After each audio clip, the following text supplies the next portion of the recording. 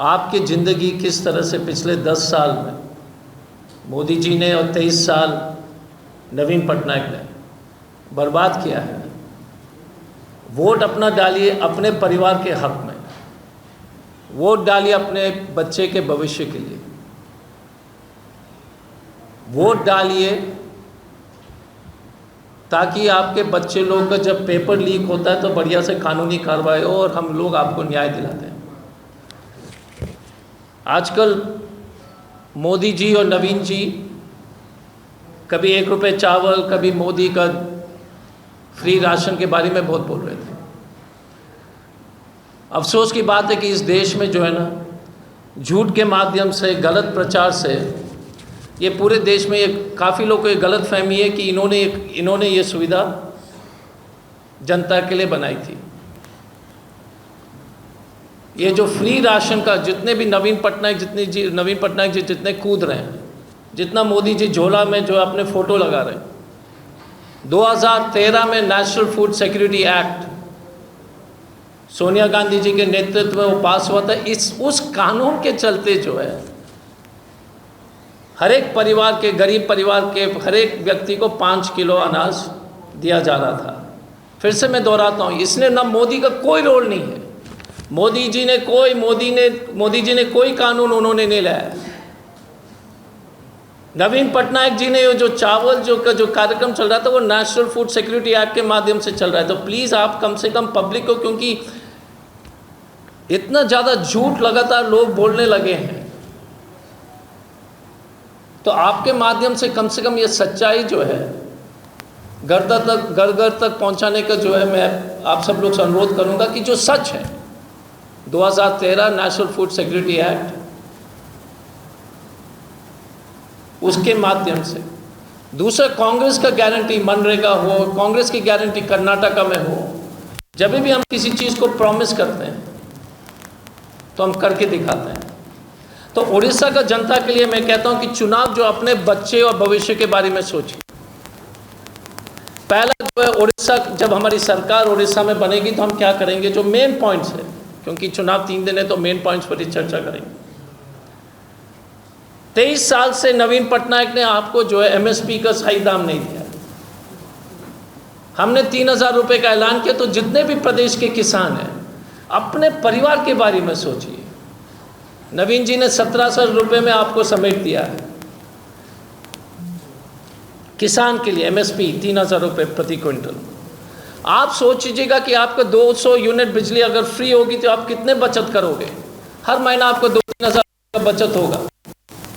Electricity connection 200 unit free का मतलब ये उड़ीसा सरकार में जब हम आएंगे तो हमारी गारंटी है। 3000 रुपये जो नवयुवक जिसने डिप्लोमा या ग्रेजुएशन किया 1 साल के लिए 3000 रुपये हम देंगे। ये उड़ीसा का अलग से सेंट्रल गवर्नमेंट का। जितने भी महिलाएं हैं उड़ीसा में गरीब परिवार के, सबको पेंशन 2000 रुपये का दिया जाएगा और SC ST को 3000 रुपये, ये महिला के लिए। और जैसे राजस्थान में हमने किया 25 लाख का फ्री मेडिकल ट्रीटमेंट। जैसे ही भाजपा राजस्थान में आई थी तो उस प्रोग्राम को ख़त्म करने के लिए उन्होंने जो है साजिश रचा दी। आप सोच लीजिएगा कि उड़ीसा के कोई भी परिवार अगर 25 लाख का फ्री ट्रीटमेंट हो जाए तो कितना बड़ा कल्याण होगा। हम कैलकुलेट कर रहे थे कि उड़ीसा में अगर हमारी सरकार हुई, भारत सरकार में तो छोड़ दीजिए, उसके बाद दोनों को ऐड कर लेंगे, तो जो उड़ीसा में जो देश की सबसे कम औसतम कमाई है 4000 रुपये के आसपास है उड़ीसा का एवरेज सैलरी। कांग्रेस के सरकार उड़ीसा में आने से आपकी कमाई 10,000 रुपये के महीना की हो जाएगी। ये सुविधा से बिजली 2000 रुपये महिला को, MSP 3000 रुपये, नवयुवक को 3000 रुपये, सब चीज़ मिला करके गरीब परिवार का तो एक सीधा 10,000 रुपये का आपको फ़ायदा होगा। आप सोच लीजिए 10,000 का फ़ायदा सीधा, और आप उसके बावजूद भी ये मोदी और नवीन पटनायक के झूठ पर जो है, कृपया गुमराह मत कीजिए। अपने भविष्य के बारे में सोचिए, आपके हित के बारे में सोचिए। हर एक उड़ीसा में हर एक परिवार को जो है 10,000 रुपये का, सिर्फ सरकार स्टेट गवर्नमेंट का, मैं भारत सरकार की बात नहीं कर रहा हूँ। अब आते हैं जो हमारा जो है न्याय पत्र के बारे में। फिर उसको दोनों को जोड़ देंगे। हमने प्रॉमिस किया 1 साल के लिए पहली नौकरी पक्की, 1 लाख रुपए हर एक नौयुवक को जो डिप्लोमा और ग्रेजुएशन किया उनके अप्रेंटिसशिप के लिए, ट्रेनिंग के लिए। तो आप देख लीजिए इस देश में हर एक गरीब परिवार के कोई भी नौयुवक बेरोजगार है तो उसको 8,000 रुपये 8,300 के रुपए के आसपास हर महीने उनके अकाउंट में जाएगा। ठीक है, फिर हर एक महिला को जो है हम 8,300 रुपये देंगे। गिनती कीजिए, 16,000 रुपये तो यही हो गए। मैंने उड़ीसा का 10,000 नहीं जोड़ा। ठीक है, MSP का हमने तो बात कर लिया। अगर पैसे के मामले में अगर वहाँ पर हम उड़ीसा सरकार के पैसे जोड़ देते हैं और भारत सरकार का ये जो है 8,000, 8,000, 16,000 और 10,000 कितना हुआ? आप लोग तो अच्छे हैं गणित में, बताइए। 16 प्लस 10 कितना हुआ? 26,000। 26,000 कांग्रेस की सरकार, अगर सेंट्रल और उड़ीसा में इंडिया अलायंस की सरकार आएगी तो आप 26,000 रुपये को मोदी के झूठ के सामने क्यों परेशान हो रहे हैं? आप नवीन पटनायक के जो 1 रुपये चावल के सामने आपके खाते में 26, आपके अकाउंट आप 26,000 रुपये हर महीना, जब आपकी औसतन कमाई उड़ीसा में 4,000 रुपये है, आपकी कमाई जो 6 गुना बढ़ेगी। इसलिए मैं कहता हूँ कि सोच समझ के, ये बीजेपी BJD ये सब छोड़िए। आप अपने बेटी, बहू, बेटा, पत्नी सबको सामने रख के सोचिए। अगर कांग्रेस की सरकार उड़ीसा में आएगी और केंद्र में इंडिया की अलायंस आएगी तो आप सब लोग को 26,000 का तो डायरेक्ट बेनिफिट है। आज के डेट में आप 4,000 रुपये ही कमा रहे हो यहाँ पर एवरेज, क्योंकि ये जो ज़्यादा गरीब लोग के लिए है। कालाहांडी में, भद्रक में, बालासोर में, जगत सिंहपुर में, जाजपुर में, केंद्रपाड़ा में, तो आपके माध्यम से ये लोग प्लीज़ अपना दिमाग तो इस्तेमाल कीजिए, अपने भविष्य तो सोचो। बाकी के बारे में लोन लेवर 400 दिन मनरेगा का पैसा 400 पर डे हो जाएगा। फिर शहर में हम मनरेगा जैसे योजना ले आएंगे। फिर हम कास्ट सेंसस करेंगे। इस स्टेट में OBC लोग को, खासतौर से हम OBC लोग को, हम अपने लोग को इतना ही बोलना चाहेंगे, भाई साहब जगो, सोते क्यों हो? नवीन पटनायक जी ने आपको सिर्फ 24% भी रिजर्वेशन नहीं दिया जो आपका हक बनता है। OBC लोग इतने मूर्ख क्यों बन रहे हो? आपका जो संवैधानिक अधिकार है वो नवीन पटनायक ने नहीं दिया, बाकी तो छोड़ दो। और जितने भी देश में जो OBC लोग जो कूद रहे हैं मोदी बोल करके, भाई साहब आपको 25% जो है आपको मिलना चाहिए था ना। आप 11% पर ही हो सभी सरकारी नौकरी में। इस तरह का जो है बीजेपी कर रही है आपके साथ। तो OBC वाले आप जो है सिर्फ जो है ये जलूस में जो है नाचने के लिए नहीं पैदा हुए हैं। आपको डॉक्टर और इंजीनियर और IAS और IPS ऑफिसर बनने के लिए है। ये नेता लोग आपको जो है जलूस में जो है सस्ता में 200 रुपये दे करके नाचने के लिए जो बेच रहे हो, कम से कम अब तो जगो कि नवीन पटनायक ने जितना बड़ा OBC के साथ धोखा दिया कोई नहीं किया देश में, क्योंकि पूरा देश में लागू है OBC रिजर्वेशन एक्सेप्ट उड़ीसा। अब तभी भी नहीं जगोगे तो इसका क्या इलाज है? तो कास्ट सेंसस होगी। और जनरल कैटेगरी के गरीब बच्चे, क्योंकि वो भी उसी तरह की स्थिति में SC ST OBC के हैं, जो जनरल समाज के गरीब बच्चे हैं, वो आपके लिए भी है। मैं हमेशा कहता हूँ गरीबी के लिए कोई जात नहीं होता है, मोदी जी तो उल्टा ही बोलते हैं। लेकिन OBC हो या ST और SC हो, जब तक आपकी गिनती नहीं होगी जो हमने प्रॉमिस किया, जब तक आपको सरकारी संस्थान में आपके जो है मेडिकल कॉलेज, इंजीनियरिंग कॉलेजेस में नहीं होगा, जब तक प्राइवेट मेडिकल कॉलेजेस में एडमिशन जो है जातीय आधार पर कंपलसरी नहीं होगा, तो आप फीस नहीं भर पाओगे। आपके जो उड़ीसा में भुवनेश्वर में प्राइवेट मेडिकल कॉलेज का फीस जो है साल का जो है 20-20 लाख का है। कौन SC ST OBC में एडमिशन मिल रहा है? एडमिशन मिलेगा भी तो फीस भरोगे। तो लड़ाई इस बात की है इस देश के 90% के लिए। तो इतना मैं फिनिश करता हूँ, एक ही चीज़ है, यदि आपको 26,000 30,000 रुपये पर मंथ का फ़ायदा दिखाई नहीं देता है और दिव्य शक्ति, बकवास वाले दिव्य शक्ति बोलने वाले, अपने आप को भगवान का दूत बोलने वाला, जैसे राम रहीम ने कहा था, आपको याद होगा पिछले प्रेस कॉन्फ्रेंस में, राम रहीम भी messenger of God, Ram Rahim messenger of God, Narendra Modi messenger of God. उसके बातों जो है जासा मास्टर, जुमला मास्टर, झूठ का सरगना के बातें पर मत आइए, हमारे बातें छोड़ दीजिए। आप जो खड़गे जी और राहुल जी ने जो कमिटमेंट दिया है, जो हमने किया है, आप अपने परिवार का फ़ायदा सिर्फ देखो, हमारे छोड़ दो वोट के बाद। पहले सोचो कि आपको कांग्रेस को वोट देने से आपको कितना फ़ायदा होगा। मैं बता रहा हूँ, मोटा मोटी जो है कम से कम 30,000 के आसपास का फ़ायदा होगा। हम बोल रहे डायरेक्ट बेनिफिट 26,000 है, डायरेक्ट 26,000। और जिस देश में गरीब को 26,000 हर महीने मिलेगा, आप देख लीजिए 5 साल में ये देश जो है ना, कोई भी गरीब नहीं रहेगा। हिंदू मुस्लिम करने की ज़रूरत नहीं है। तो इसी शब्दों के साथ कांग्रेस की जो गारंटियां हैं उड़ीसा के लिए, याद कीजिए, मैंने पहले भी बोला था, फिर से दोहरा देता हूँ, आपने भी देखा है। और हमने जो अपने न्याय पत्र में जो हमने संकल्प लिया था, हम आपकी गिनती करेंगे, रिजर्वेशन का परसेंटेज बढ़ाएंगे, उसमें SC ST OBC general category के गरीब, और सब महिला के खाता में साल में 1 लाख, सब नवयुवक के खाता में 1 साल के लिए 1 लाख। तभी भी कुछ लोग हैं जो बोलते हैं कि मोदी जी या नवीन पटनायक के नाम लेते हैं। याद कीजिए, इतने बड़े दोनों फ्रॉड हैं।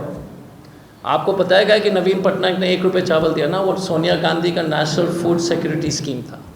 कोई नहीं बता रहा है, क्योंकि लोग इतने झूठ बोलने लगे उस पर। चैलेंज कीजिए बीजेपी को कि NFC और नेशनल फूड सिक्योरिटी एक्ट किसने लाया था? हर परिवार को 5 kg अनाज किसने, कानून किसने बनाया? और किसने जो सुनिश्चित किया? ये मोदी जो अपने बेशर्मी से हर झोला पर अपना फोटो लगाता है। अगर थोड़ी सी भी जो है लोक लाज होती तो वो सोनिया गांधी जी और मनमोहन सिंह का फोटो लगाता। लेकिन मोदी बेशर्म है। तनिक से भी अगर लोक लाज होते जिस व्यक्ति में, तो वो जिस लेडी ने पूरे देश को, और मनमोहन सिंह जी की सरकार ने जो कानून, एक प्रगतिशील कानून ले आए थे, जिसमें सब गरीब के घर में जो है हर व्यक्ति को 5 किलो अनाज पहुंचाने का काम सोनिया गांधी और श्री मनमोहन सिंह जी का है। लेकिन लोग भूल जाते हैं। इसलिए मैंने सोचा कि आज याद दिला दूं कि ये कानून सिर्फ कांग्रेस ही जो है गरीब के लिए सोचते हैं। तो इसी शब्दों के साथ मैं पुनः जो है लास्ट फेज़ के लिए सभी उड़ीसा के और प्रेस के साथी सब लोग को धन्यवाद देना चाहता हूँ। आप सब लोग ने हमारे बातें को पहुंचाने के लिए जिस तत्परता और ईमानदारी से आपने हमेशा किया है, हम सब लोग आपके आभारी हैं। आपके ऊपर बहुत सारे प्रेशर्स हैं, मैं जानता हूँ। कभी मालिक का प्रेशर, कभी सरकार का प्रेशर। असली योद्धा और असली वीर जो बोलते हैं ना, वीर लोग आप लोग भी हैं इसमें, जो लड़ रहे हैं, अपने तरीके से लड़ रहे हैं। मैं आपके आभारी हूँ। हमारा 4-5 महीना भी उड़ीसा में जब से लगातार मैं यहाँ हूँ, मैंने देखा कि पत्रकार, जो चैनल्स के पत्रकार हैं, बहुत ही बहादुर हैं। अपने तरीके से जितना भी होगा, संभव होगा, आपने बहुत बहादुरी दिखाई है। हम आपके मन से जो है धन्यवाद देना चाहेंगे, क्योंकि ये लास्ट प्रेस कॉन्फ्रेंस है, उसके बाद कल परसों कार्यक्रम है। और हमारे लायक कभी भी, जब भी कांग्रेस पार्टी हो, हमारे लायक कुछ भी होगा, याद कर लीजिएगा। लेकिन फिर से पुनः officially we want to thank all of you for telling the truth, not for supporting us. तो हम बोल देंगे जून 8 को हमारी सरकार होगी, कुछ भी। देखिए, एक चीज़ है, मोदी जी का बॉडी लैंग्वेज आप देख लीजिए। एक चीज़ में, एक ही खतरा आगे इसका है। 4 तारीख को सभी, कोई भी दल के, विपक्ष के दल के, खास तौर से इंडिया अलायंस के पार्टी को अपने काउंटिंग एजेंट को बोलना है कि EVM जब खुलेगा तो EVM मशीन का नंबर और टाइम और टोटल चेक कर लीजिए, टाइम चेक कर लीजिए। आप अपने वोटर्स को एजुकेट कर लीजिए, सभी पोलिंग एजेंट को। वो फॉर्म आता है EVM मशीन का कि EVM मशीन का नंबर, और वो नंबर ठीक है कि नहीं, पहला।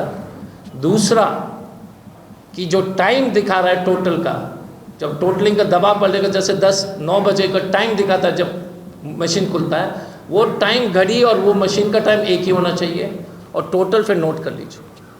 टाइम अगर अलग है तो मतलब है मोदी जो है लोकतंत्र का हत्या कर रहा है। ये बहुत इंपॉर्टेंट पॉइंट है। आप अपने टीवी चैनल में, यूट्यूब में सबको समझाइए, हम तो समझाएंगे। ईवीएम जब खुलेगी, सीपीयू का नंबर, मशीन का नंबर और टाइम जब क्लॉक होता है काउंटिंग हॉल में, उसका टाइम और ईवीएम का टाइम और टोटल एक होना चाहिए। ये जरूर पहुंचा दिया। अगर काउंटिंग ठीक होगा तो मोदी जी जो है, मोदी जी को अप्लाई कर लेंगे तो हम वो मोदी जी को भी पेंशन देने के लिए तैयार है। उनको 8,000 रुपये नहीं मिलेगा क्योंकि वो तो बोलते शादीशुदा नहीं है। हम यशोदा जी को जरूर दे देंगे, लेकिन मोदी जी को कम से कम उड़ीसा में अगर आ जाएंगे रिटायर होके, फिर हम 2,000 रुपये का जो है, क्योंकि हम वृद्धा पेंशन भी बढ़ा रहे हैं, वो पेंशन हम जरूर सुनिश्चित कर लेंगे। 25 लाख का जो इंश्योरेंस है वो सबको मिलेगा ना, केवल गरीब को मिलेगा? नहीं, तो सर्वे के आधार पर, बट जैसे हमने राजस्थान में एक फॉर्मूला बनाया, ठीक है, तो अजय कुमार नवज्योति पटनायक को तो नहीं मिलना चाहिए, हाँ, विश्वरंजन को तो नहीं मिलना चाहिए। बात सही है कि नहीं? तो वो तरीका बहुत सिंपल है, सोशल इकोनॉमिक कास्ट सेंसस में मालूम हो जाएगा। पर इस देश के 90%, जैसे राजस्थान में 90% लोग को मिल रहा है, तो यहाँ पर 90% मिल जाएगा, 95%, उड़ीसा में 95% को मिल सकता है। ये मंच में बैठे हुए लोग को नहीं मिलना चाहिए, वो तो आप मत मानते हो, पर 95%। और कोई सवाल? कांग्रेस बीजेपी गवर्नमेंट करने के लिए कांग्रेस से कॉन्टैक्ट किया है? देखिए, किसी ने कहा कि सेंटर में बीजेडी समर्थन देने के लिए वो बात चल रही है, मुझे, हमसे तो बात नहीं हुई है। सेंटर में तो हमसे बात थोड़ी करेंगे, यहाँ पर तो हमारी बात नहीं हुई है। कुछ लोग शरद पटनायक बाबू से पूछ लीजिए, कुछ लोग फीलर्स भेज रहे थे, पता नहीं, कोई आइडिया मुझे नहीं है, हमसे तो बात नहीं हुई है। पर हमारा इतना ही कहना है, लास्ट फेज में निकल के अपने भविष्य 26,000 तो डायरेक्ट बेनिफिट है, उसके बारे में सोचिए, और ईवीएम के बारे में प्लीज़ प्रोपोगेट कीजिए। आप टीवी चैनल में ये जरूर चलाइए, बाकी मत चलाइए कि ईवीएम मशीन का नंबर, सीपीयू का नंबर, टाइम काउंटिंग हो, और मशीन का घड़ी का टाइम एक होना चाहिए, और टोटल, फिर टोटल लिख दो कागज में। हाँ, तो इसलिए मैं फिर से कर रहा हूँ।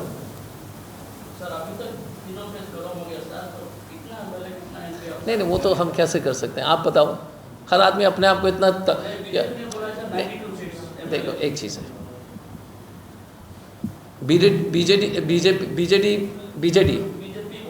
बीजेपी ने बोला था कि 15 लाख भी देंगे, महंगाई कम हो जाएगी, हाँ, बाहर विदेश से पैसा आएगा, 2 करोड़ नौकरी देंगे। तो हम बीजेपी की बात को इतना आसानी से सुन लेते हो यार?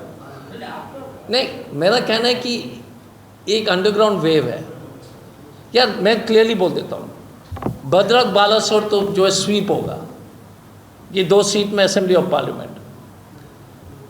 जाजपुर में जो है 5-6 असेंबली में तो जीत ही रहे हैं 100%। आप देख लो, ये 3 सीट को तो मैंने गिनती कर दिया, जहाँ पर मैं, अगर हम स्वीप करेंगे तो वही जो है 7, 7, 7, 14, 14 प्लस 4 तो 18, तो ये 3 लोकसभा में मैंने बोल दिया। जगत सिंहपुर में भी स्थिति अच्छी है, लेकिन मैं अपने जो आंकड़े के अनुसार जो मैं कर सकता हूँ, मैं तो आपको बोल रहा हूँ, जाजपुर में जो है 4 और 5 में 4 तो 100% है, भद्रक में जो है 7 में से 6 तो 100% है, बालासोर में 7 में से 6 100% है। तो आप जोड़ दो ना। वैसे ही आप 3 पार्लियामेंट में अगर हमको 16 मिल रहा है तो उसको 92 कहाँ से मिल रहा है? नहीं, आई कांट टेल यू। नहीं, बीजेपी लास्ट टाइम जो बोला था मिशन 120 हम जीत रहे हैं, क्या हुआ उनका? बॉस, कोई भी बोलता है कि कितने सीट आएंगे, वो दुनिया का सबसे मूर्ख है। और पब्लिक पास टाइम के लिए सवाल मत कीजिए, क्योंकि वो भी पास टाइम है, सब गलत है, वो मशीन के अंदर है। हमारा इतना ही कहना है कि हमारा रिपोर्ट जो है बहुत अच्छा है, एमएलएस में पहले से बहुत अच्छा है। अब वो 30-40 होगा, कितना होगा, I can't predict and all, but I think it will be unprecedented. Balasore पक्का, भद्रक पक्का, पक्की जीत है बॉस। और जाजपुर में भी अगर जो एमएलए सीट जो जीतेंगे उसका असर अगर पड़ेगा तो पार्लियामेंट में निकल सकता है, but I can't tell on that. But Bhadrak में तो जिस तरह से आनंद सेठी और श्रीकांत जेना का जिस तरह से जय जयकार हो रहा है, आप ही बताओ ग्राउंड रिपोर्ट।